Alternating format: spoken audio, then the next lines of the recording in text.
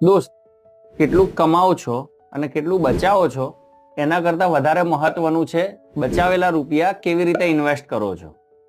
એક સિમ્પલ ભાષામાં સમજાવું, જો તમે તમારી બધી જ બચત ફિક્સ ડિપોઝિટ કરો છો, એફડી કરો છો, તો નોર્મલી 8 થી 10% રિટર્ન મળે.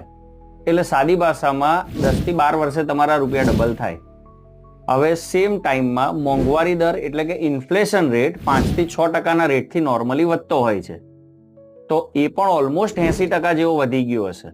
એટલે સિમ્પલી કહીએ ને તો અત્યારે તમે ₹1,00,000 જેટલી વસ્તુ ખરીદી શકો છો, એટલી જ વસ્તુ 10 વર્ષ પછી ખરીદવા માટે તમારે રફલી 1,60,000 થી 1,80,000 રૂપિયા ખર્ચવા પડે.